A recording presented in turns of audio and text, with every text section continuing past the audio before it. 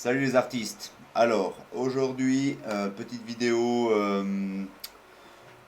moyennement compliquée, on va dire. On va aborder le thème des marchés financiers, donc de la bourse, le commerce du démon, voilà.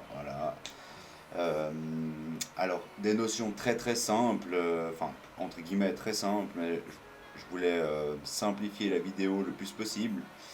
Donc, ce qu'on va faire, c'est qu'on va se retrouver sur mon écran.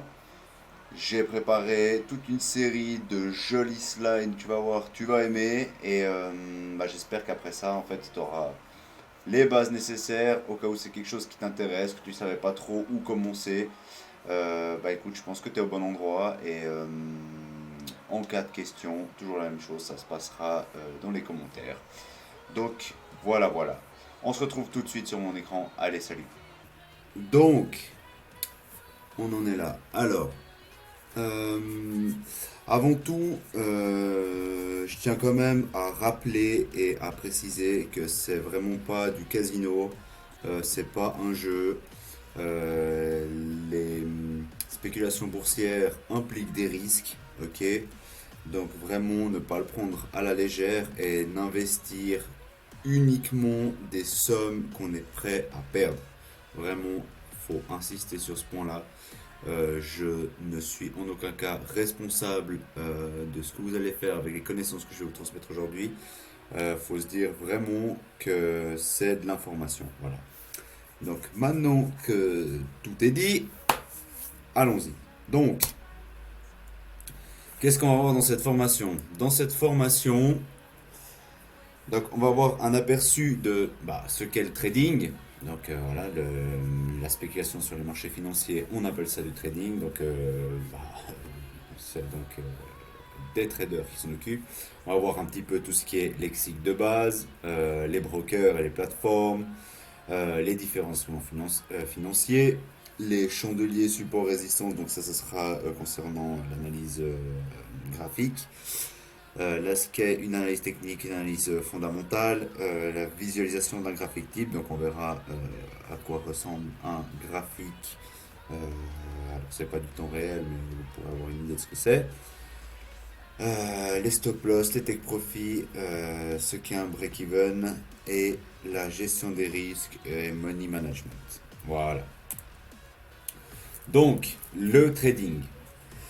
Donc, dérivé de l'onglet qui désigne tout type de spéculation sur les marchés boursiers. Donc, je pense que ça, vous l'avez assez compris. Les spéculations, donc, elles peuvent porter sur différents actifs. Donc, on appellera ça notamment des instruments financiers. Il y a énormément de choses qui peuvent être tradées. En fait, ça peut aller des simples devises aux indices d'entreprises, de pays, aux valeurs comme le café, le coton. Enfin, vraiment, il y a en fait tout ce qui peut être coté en bourse peut être négocié. Voilà, donc ceux qui s'occupent de ça s'appellent de ce fait des traders. Donc un trader est un investisseur qui traite, interagit et spécule sur ces marchés pour le compte d'une société ou en tant qu'indépendant. Voilà. Euh, tac. Fallait tout merder. Donc, au niveau du lexique de base, on se trouve avec pas mal de termes qui sont quand même. Alors, le but, c'est pas de les connaître par cœur maintenant, mais c'est bien qu'on les cite parce qu'on va les utiliser un peu plus tard dans toute la formation. Donc, c'est bien d'avoir une idée de quoi on va parler. Donc, quand on parlera d'un achat, qu'on appelle aussi une position longue, donc long en anglais, hein, c'est pas que j'ai oublié le U, le E, je sais quand même minimum écrire, ça va. Et ce sera donc une position à la hausse.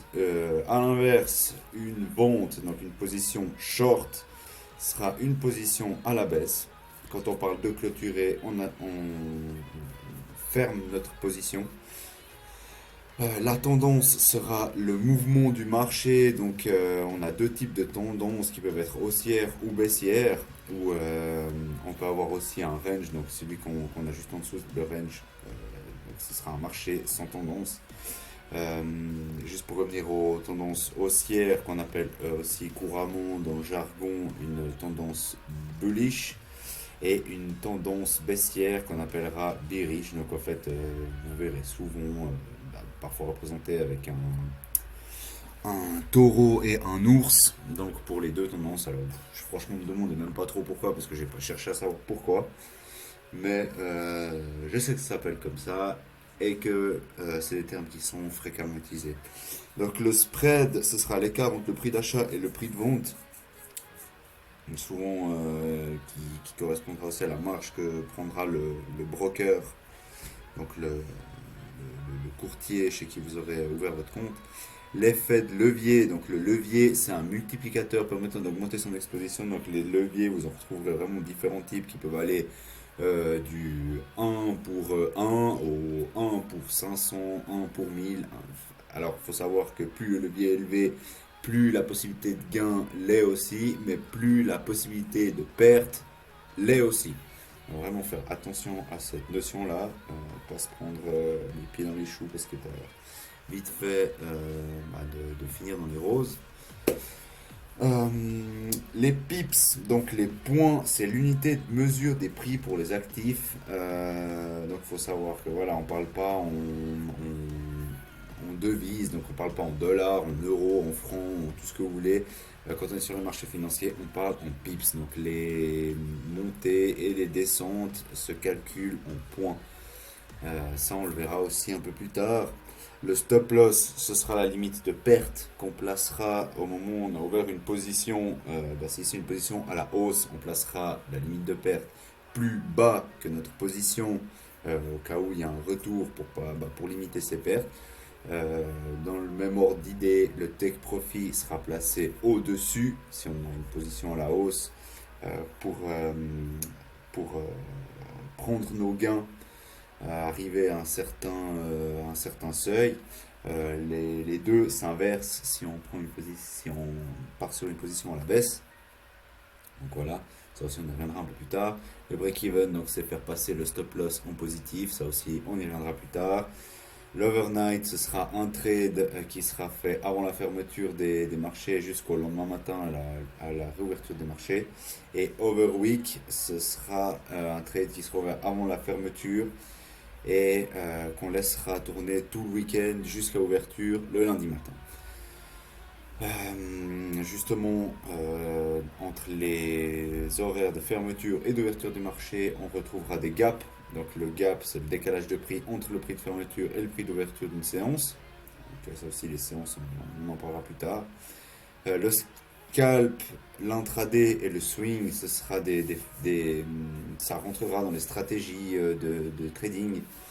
Donc, voilà, il y a différents types de trades pour les survoler comme ça. Donc voilà, le scalp, ce sera une position à très très court terme. Peut aller de quelques secondes à quelques minutes, et encore les minutes, ça devient vite très long.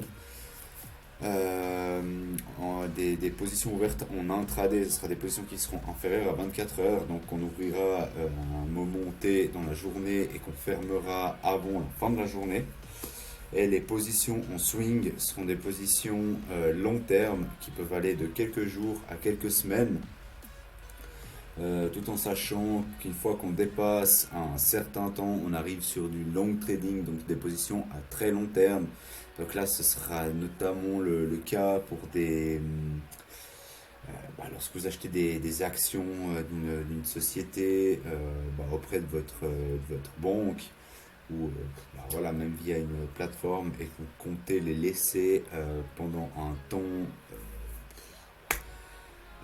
X ou Y, en fait, dans le temps vraiment. Là, on parlera vraiment de longues unités de temps. Voilà. Donc voilà pour tout ça. Donc, pour revenir un peu à la notion de broker et de plateforme, donc quand on parlera de broker, on parlera donc du courtier qui vous permet d'avoir accès au marché. Vous avez différents types de courtiers, vous en avez vraiment de tous les styles. Les plus courants, si vous êtes un peu là-dedans, vous êtes un minimum renseigné, vous entendez souvent parler de eToro, de Libertex, qui font des pubs monstrueuses tout le temps. Après, vous avez des, des brokers qui sont vraiment typiques de chaque pays. Notamment en Suisse, on retrouve pas mal IG, qui est basé à Genève, mais bon, qui fait clairement de l'international. C'est pas parce qu'un broker dans certains pays, d'ailleurs, la plupart, vous les retrouverez, vous verrez qu'ils sont souvent situés dans des paradis fiscaux comme Chypre, comme au Belize et ce genre de destination-là. Donc vraiment, j'insiste sur le fait de renseignez-vous sur les brokers chez qui vous souhaitez ouvrir votre compte. Si vous pouvez avoir l'information qu'on a juste en dessous, broker dealing desk et no dealing desk, il faut vraiment faire attention à ça et puis faire attention au fait que ces brokers soient régulés par un organisme de contrôle financier. Donc je l'ai noté ici. Je suis désolé.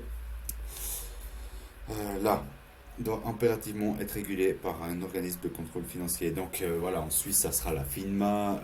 Si vous prenez par exemple Admiral Market qui est situé en Angleterre, ce sera la FCA. Enfin voilà, du moment que c'est contrôlé par un organisme financier, un organisme de contrôle financier, vous savez que euh, ils ne peuvent pas vraiment faire d'actions frauduleuses. Ils seront obligés quand même de déclarer une grande partie de leurs activités et de ce fait ne pourront pas vous la mettre à l'envers. Tandis que d'autres qui seront donc qui ne seront pas forcément contrôlés, et surtout ceux qu'on trouve dans les paradis fiscaux, peuvent avoir des pratiques parfois un peu abusives et chasser par exemple vos stop loss, c'est quelque chose qui sera vraiment très courant. Euh, donc voilà, vraiment méfiez-vous et renseignez-vous avant d'ouvrir un compte et puis de mettre des effets de levier de malade euh, sous peine de vous faire sortir au bout de quelques minutes, quoi. Concernant la plateforme, donc la plateforme, ce sera le logiciel qui sera utilisé pour avoir accès aux différents instruments financiers qui sera propre à votre broker. Donc souvent, la plupart des brokers, ils donnent accès directement. Ils vont fournir des accès pour accéder, par exemple, juste en dessous, à MetaTrader 4 et 5. Personnellement, je vous conseille le 4. Le 5, étant donné que c'est une version plus récente, alors elle est souvent mise à jour, hein, je dis pas si vous pouvez tester vraiment les deux, mais personnellement je trouve que la version 4 est vraiment beaucoup plus stable, donc clairement moins de bugs, beaucoup plus de fonctions. Si vous voulez rajouter des, hum, des indicateurs, vous avez facilement la possibilité d'en trouver sur le net, téléchargeable, à installer directement. Donc voilà, je vais pas vous faire un tuto sur comment installer des indicateurs, mais voilà. Et sinon, des brokers comme eToro proposent leur propre plateforme en ligne. Donc c'est le cas aussi, par exemple pour IG.com, ceux dont j'ai parlé avant qui sont basés en Suisse, ou même MetaTrader, Admiral Market, pardon, qui sont situés en Angleterre, qui donnent aussi accès à leur propre web trader, donc leur plateforme en ligne. Et donc voilà. Et oui, vous aurez donc deux types de comptes. Et ben moi, ce que je peux vous conseiller, je pense que ce qui est le plus logique de toute façon, hein, c'est qu'à partir du moment où vous ouvrirez un compte chez un broker, vous avez allez, 98% des cas la possibilité d'ouvrir un compte démo, celui avec lequel je vous conseille de commencer pour faire vos premières expériences et vous familiariser un petit peu avec le système, pour faire vos analyses, tout. Et par la suite, quand vous serez à l'aise avec un compte démo, donc moi je vous déconseille de faire des comptes démo à 20, 30, 50 000 balles, 100 000 balles. Alors certains brokers vous laisseront pas le choix. Moi ce que je vous conseille de faire, c'est que vous sucrez le compte jusqu'à arriver à des sommes raisonnables. Franchement, trader avec un compte démo à plus de 10 000 francs, si on sait qu'on va pas investir 10 000 francs, bon, on commencerait avec un compte réel, ça sert strictement à rien parce que vous allez vraiment pas avoir la notion du risque et vous allez faire n'importe quoi en vous disant que déjà de toute façon c'est un compte démo, en plus il y a assez sur le compte, si on se loupe on peut toujours recharger. Vraiment partez dans cette optique de même le compte démo, euh, si vous avez la possibilité de le charger avec un montant que vous souhaitez choisir, enfin que vous pouvez choisir, mettez vraiment quelque chose que vous pensez que vous penserez peut-être utiliser comme capital de départ au moment où vous commencerez en compte réel. Mais voilà, commencez pas avec des comptes à 100 000 balles et puis à faire n'importe quoi avec ce genre de compte parce que en soi où ça finit, c'est strictement inutile. Voilà. Concernant les différents instruments financiers, ce qu'on retrouve le plus couramment, donc bah voilà, sûrement des mots que vous avez déjà dû entendre un peu partout. Donc on parle souvent du forex. Donc le forex désigne le exchange, qui désigne toutes les paires de devises. Donc vous les trouverez, voilà, comme je vous ai mis dans l'exemple en dessous, sous forme de paires comme ça, séparées par des slash. Donc bah, typiquement euro-USD pour l'euro contre le dollar. Donc le prix sera défini par la première devise qui sera ici l'euro contre le dollar.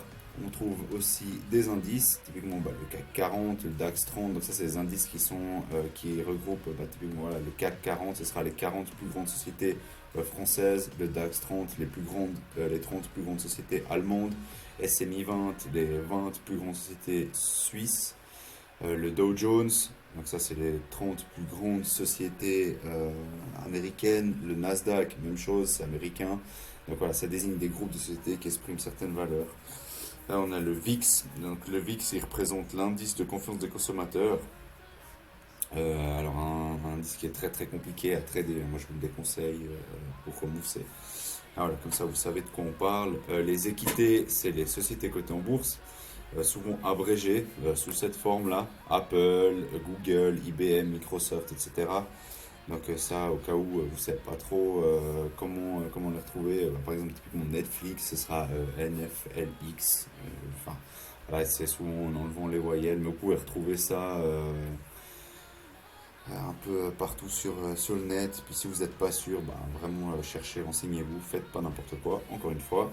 Tout ce qui est commodité, donc là on parlera de tout ce qui est denrées alimentaires, consommables et autres produits de première nécessité, donc le café, le cacao, le sucre, le cuivre, le gaz naturel.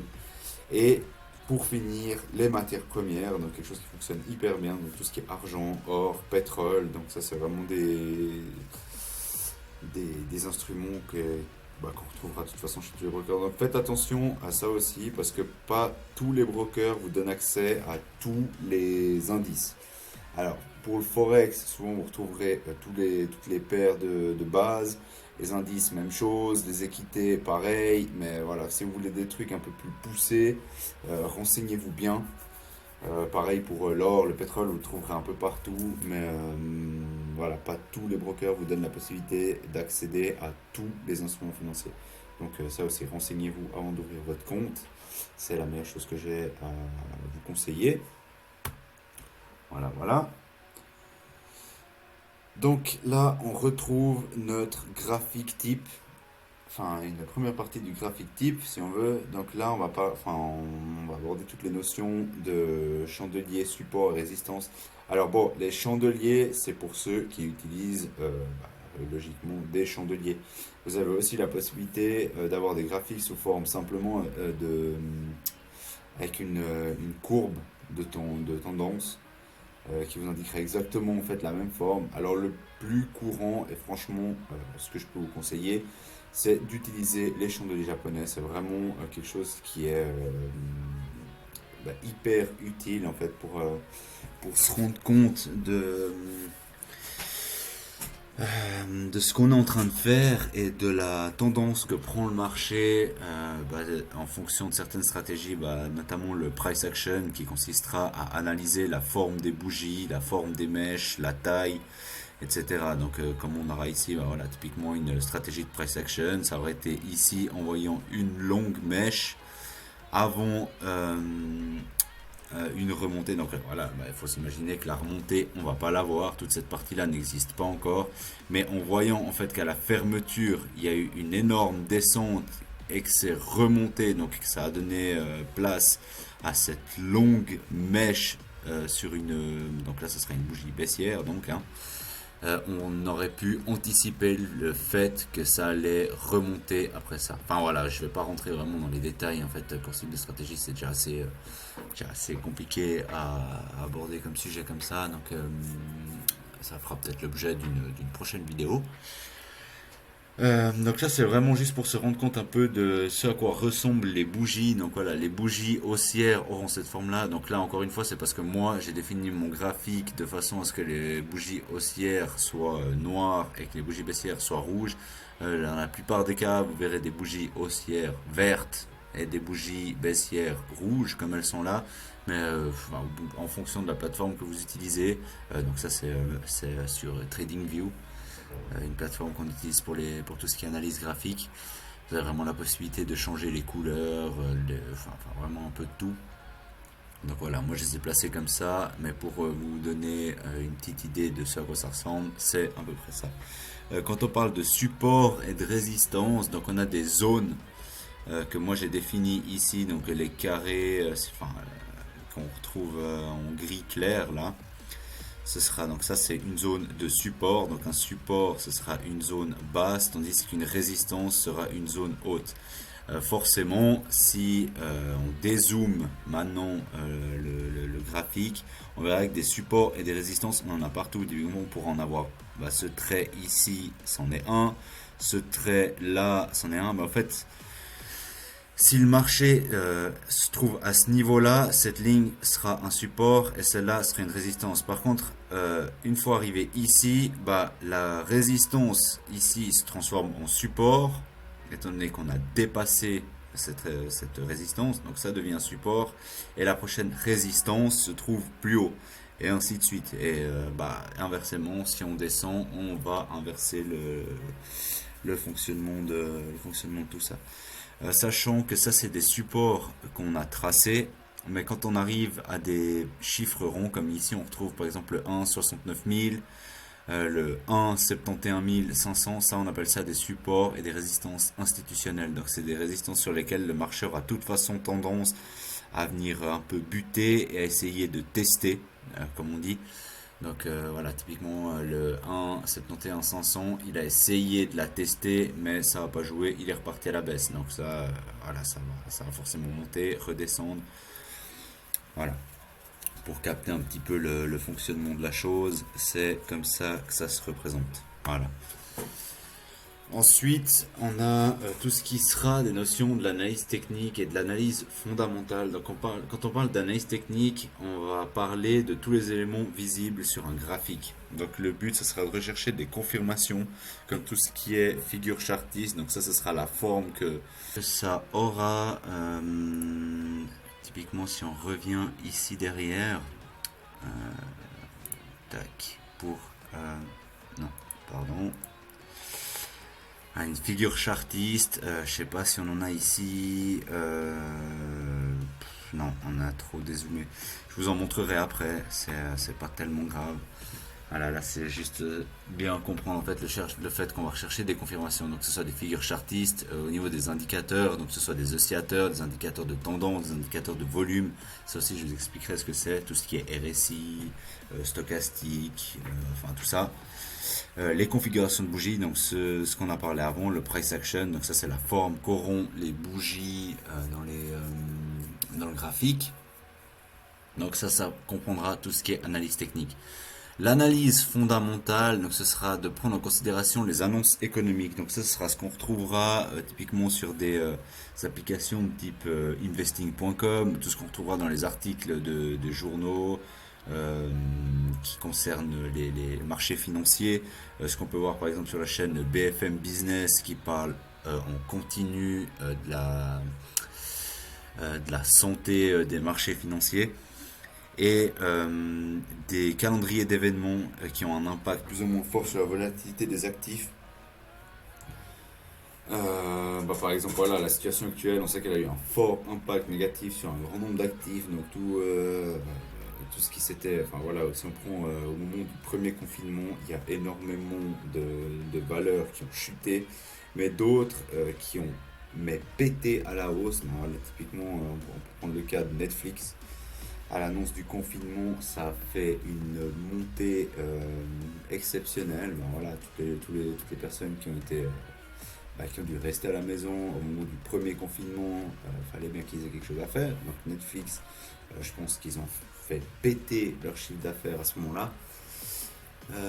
Pour ça, bah voilà, typiquement, vous trouverez énormément de sites et d'applications qui sont utiles pour cette analyse fondamentale. Donc, bah voilà, je vous l'ai cité avant, investing.com ou Forex Factory. Enfin, on en retrouve vraiment un peu de tous les styles. Il y a les calendriers d'événements, vous en retrouvez un sur le site d'investing.com qui est super bien fait. Il y a aussi MyFXBook qui est une application. Bon, voilà, ça se bouche avec cette connerie là devant. Mais MyFXBook qui est une application géniale pour pouvoir s'organiser en fait, au niveau de ces analyses fondamentales. Donc c'est vrai qu'un peu de recherche, vous trouverez plein de choses qui vont super bien avec tout ça.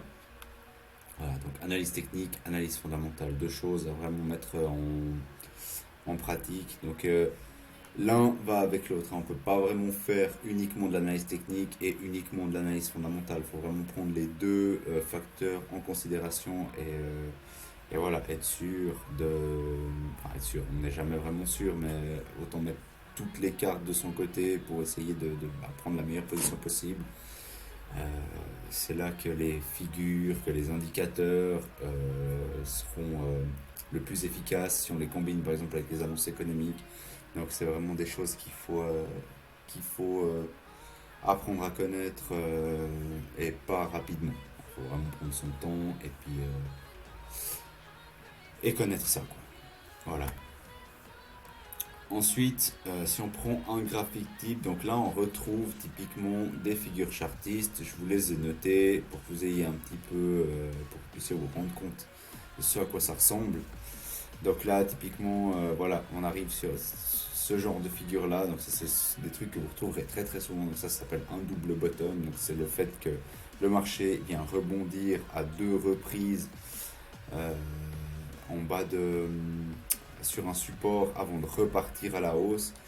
Après, vous en avez des beaucoup plus complexes, hein, puis ça sera aussi en fonction de l'unité de temps que vous utilisez sur votre graphique.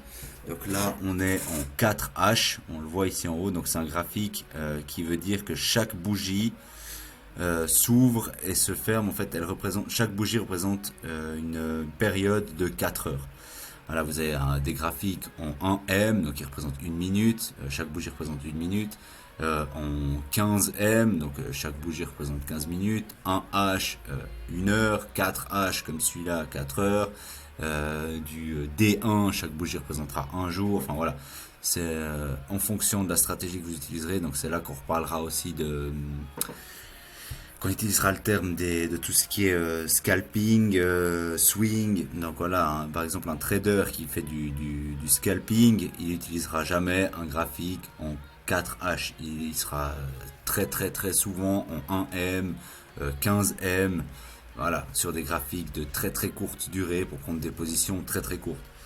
Tandis qu'un trader qui fait du long trading, donc des positions qui durent plusieurs semaines, il utilisera un graphique pas en 4 heures non plus, mais qui sera plutôt de l'ordre du 1D ou 1W, donc une bougie représente une semaine. Voilà, ce sera vraiment des graphiques très longs. Et voilà. Donc après on retrouve aussi différents indicateurs que moi-même en fait j'ai placé typiquement les canaux.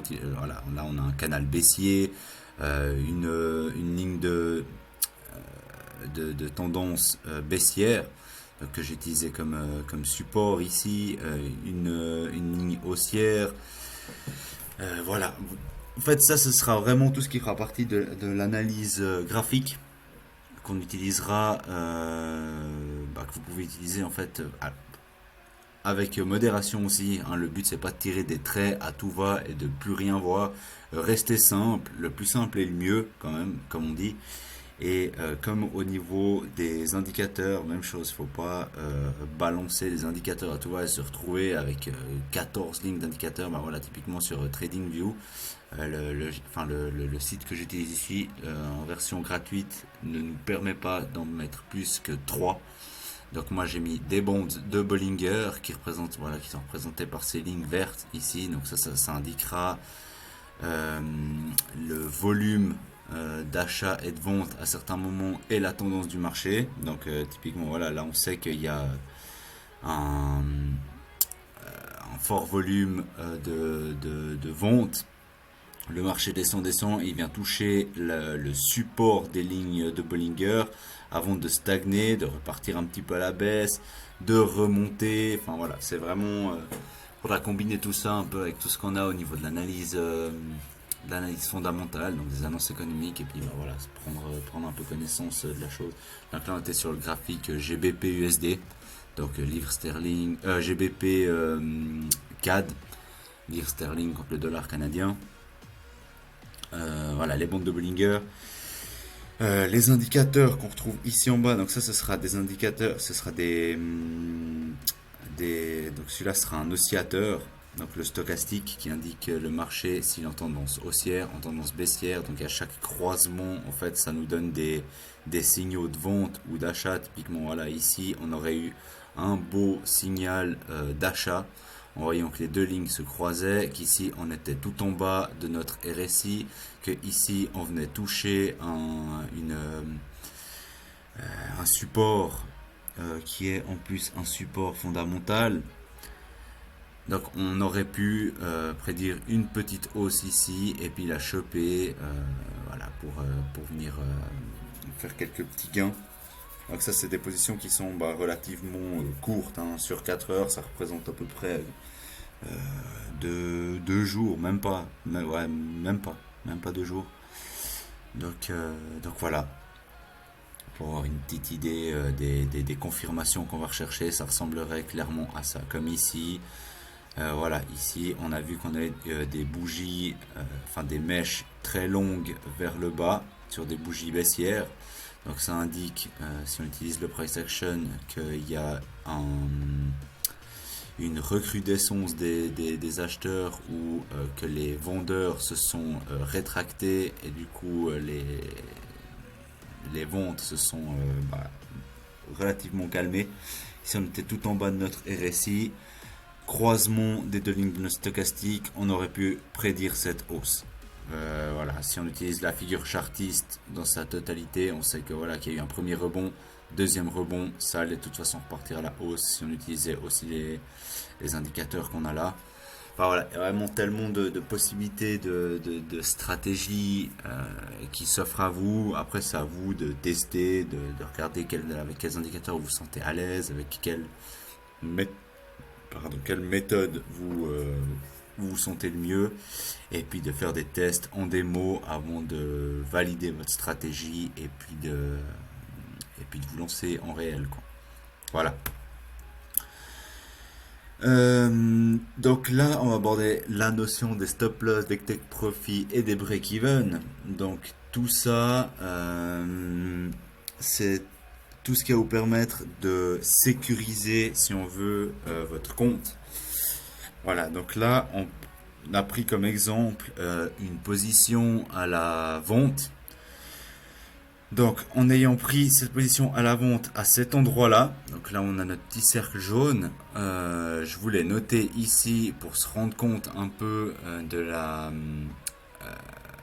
la zone qu'on visait en fait comme zone de bénéfice.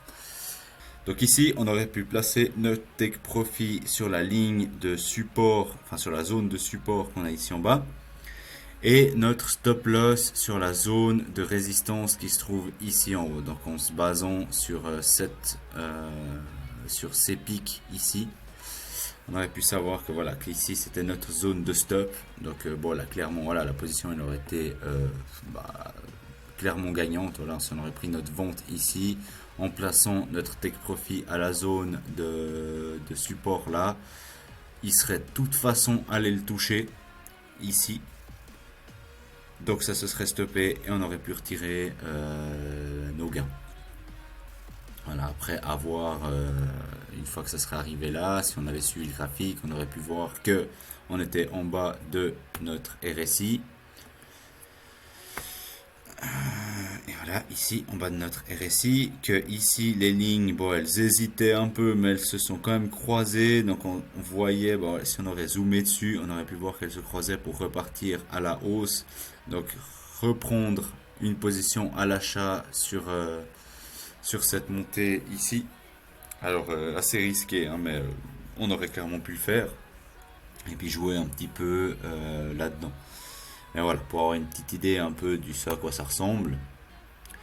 Le break-even, ça aurait été le fait de, au moment où notre position à la vente, par exemple, a été prise, qu'on a placé notre stop-loss, que le marché est parti à la baisse, arrivé à un certain niveau, typiquement voilà, ici où on aurait dépassé cette espèce de support ici, on aurait pu déplacer notre stop-loss en dessous de notre prise de position. Ça aurait permis de sécuriser la prise de position en fait dans sa totalité. Donc même si le marché serait remonté d'un coup, il aurait tapé le stop loss avant de revenir à la zone de notre prise de position et d'engendrer une perte ici. À ce moment-là, clairement ici, si on a notre stop loss là, il y aura une perte. Si, voilà, admettons, le marché serait parti dans l'autre sens, ça aurait été une perte, claire et nette. Donc voilà, ça permet de sécuriser le break-even, c'est ça, le fait de placer, enfin de déplacer notre stop loss une fois que le marché est parti dans le bon sens, en dessus ou en dessous de notre prise de position, en fonction de quelle position vous avez pris, si vous êtes à l'achat ou à la vente. Voilà.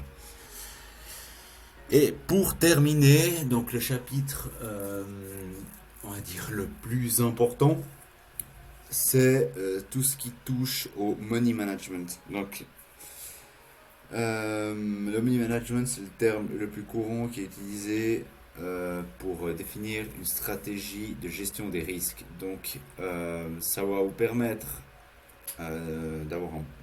avoir un bon money management, ça va vous permettre de définir vos niveaux de stop loss et de take profit en fonction de votre capital. Pour ça, il y a des calculs qui sont faits.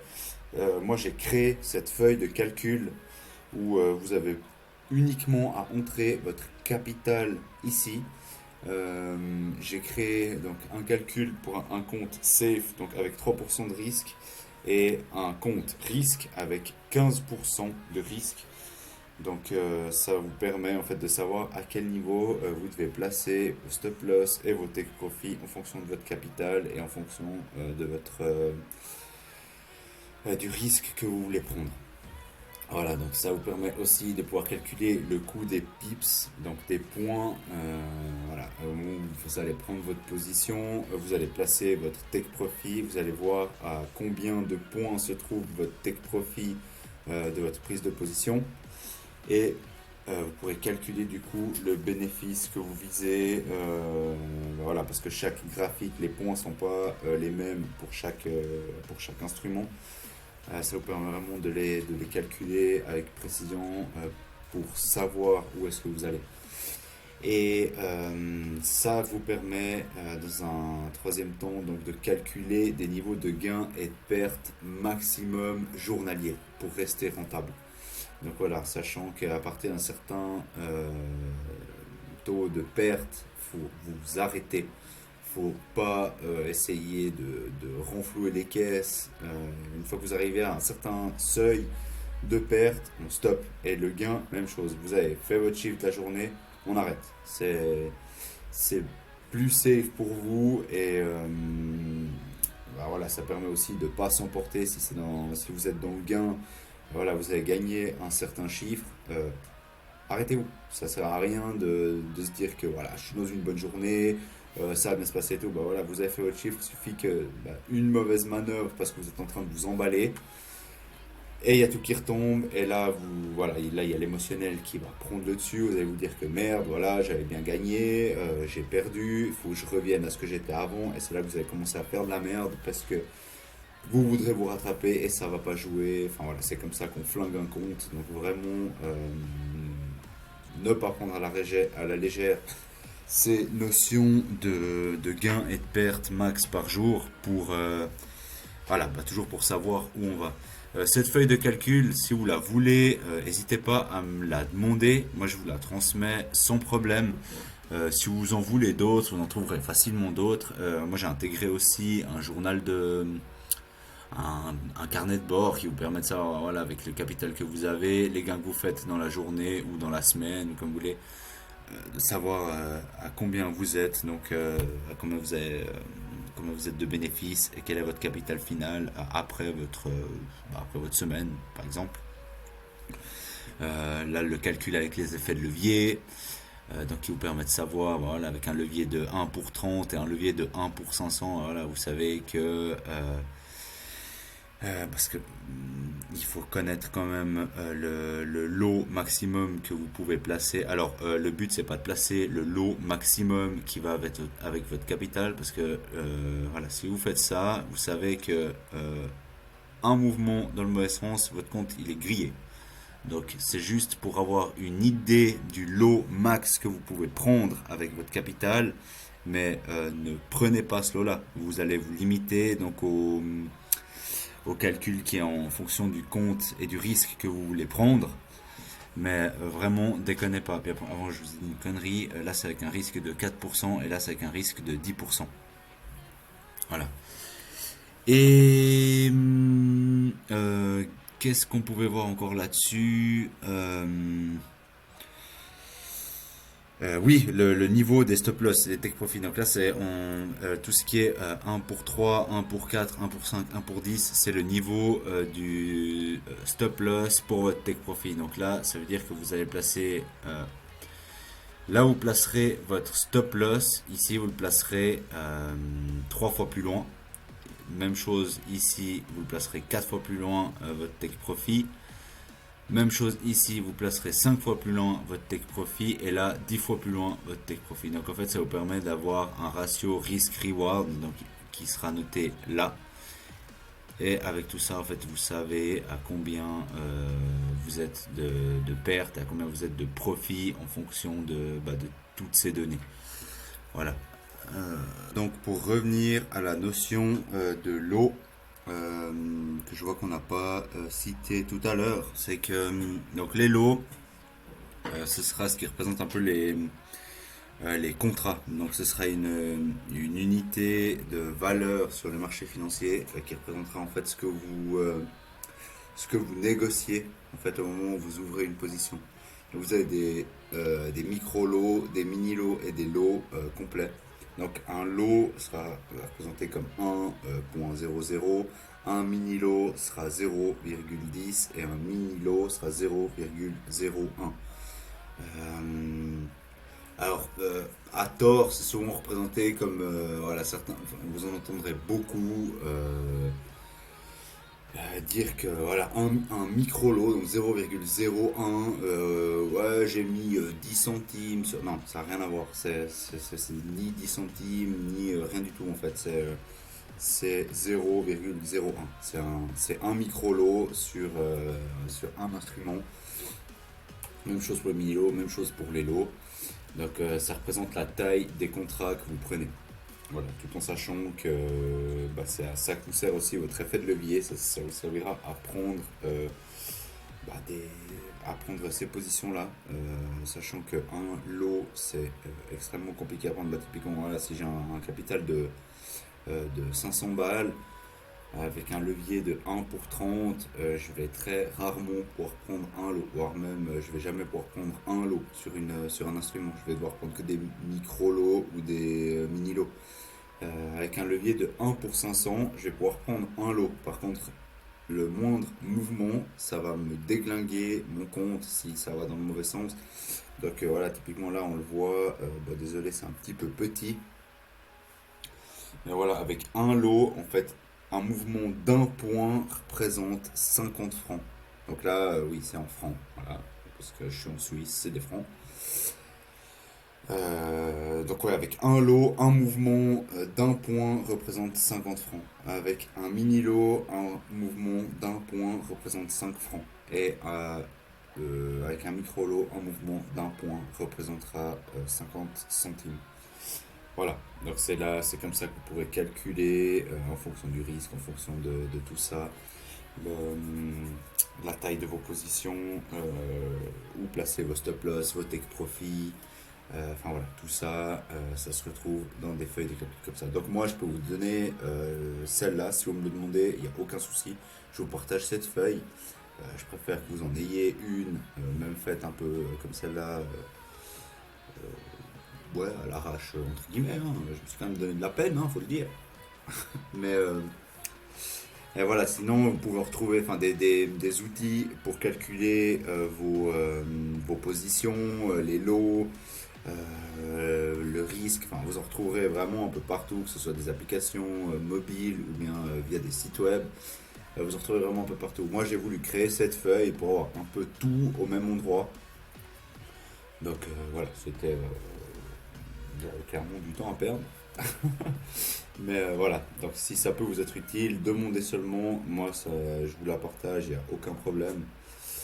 Si ça peut vous aider, il n'y a pas de souci. Voilà, donc c'était à peu près tout pour tout ça. Donc je vous remercie d'avoir suivi tout ça. S'il y avait encore juste deux trois choses qu'on devait mettre au clair, bien sûr ça n'a pas tellement envie de fonctionner.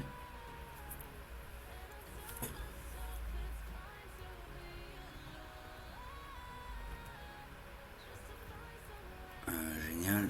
Alors, désolé, hein, on va revenir un peu par là. Donc,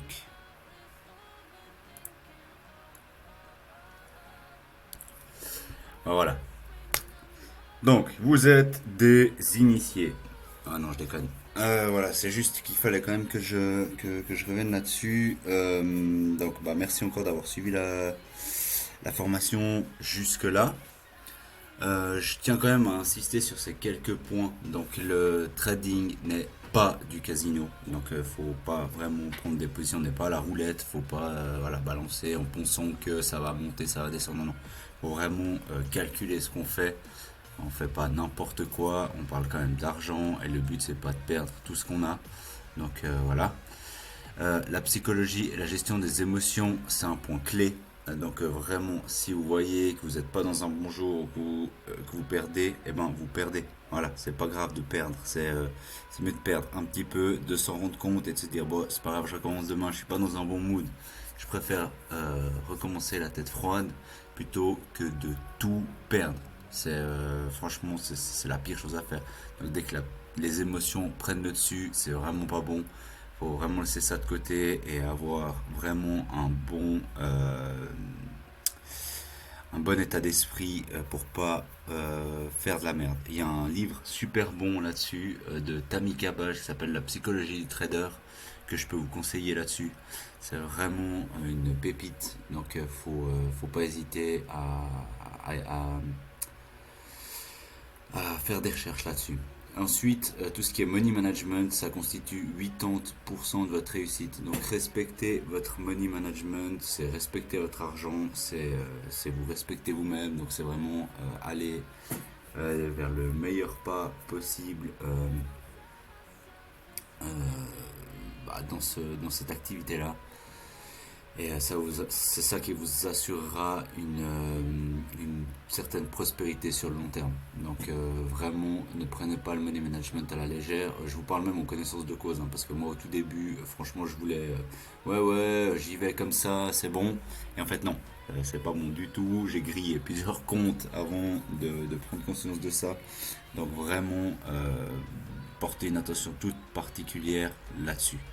Et puis une dernière chose, deux dernières choses même, n'essayez pas de battre le marché, ni de lui courir derrière. Voilà, si vous avez pris une position à la vente, que ça part à la hausse, coupez pas votre position pour partir à la hausse, parce que ça c'est la pire des choses à faire. Vous allez courir derrière le marché et je vous le dis honnêtement, en toute franchise, il va vous baiser, parce que voilà, le marché est plus fort que vous dans tous les cas. Et suivez toujours votre plan de trading et votre stratégie. Vraiment, si vous avez une stratégie que vous avez mis en place, que vous savez que c'est bon, que vous faites confiance, vous avez votre money management, il est bon, suivez votre plan. Ça sert à rien d'improviser d'un coup des trucs parce que ça se passe pas comme prévu. Non. Et puis si dans le pire du pire des cas, ça se passe vraiment pas comme prévu, depuis plusieurs minutes, heures, jours, enfin tout dépend, bah arrêtez puis vous recommencez le lendemain. C'est pas grave. C'est mieux de s'arrêter et de préserver ses gains que de tout perdre. Voilà, parce que ne pas jouer, c'est comme gagner, hein, on va dire. Donc voilà. Sur ce, on se retrouve tout de suite face caméra et puis merci encore d'avoir suivi tout ça jusque-là et prenez soin de vous. Bon trading à vous. Tout bon. À tout de suite. Et voilà l'artiste pour cette petite vidéo d'introduction en bourse. Donc j'ai choisi un petit cadre sympa pour te dire au revoir parce que on arrive à un moment de la journée où je trouvais hyper sympa cette vue juste à côté de chez moi. Rien à redire. Mais donc voilà, j'espère que tu as pu acquérir quelques informations utiles pendant cette alors je pensais courte introduction, mais pas si courte que ça au final. Donc voilà, j'espère que tu feras bon usage de toutes ces infos. Et je tiens quand même à me répéter, c'est pas un jeu, c'est clairement, voilà, il y a des stratégies à avoir, il y a des choses à faire comme il faut. Et je compte sur toi pour respecter le plan et puis t'en tenir à tout ça. Allez, sur ce, je te souhaite tout de bon et bon trading à toi. Bye bye.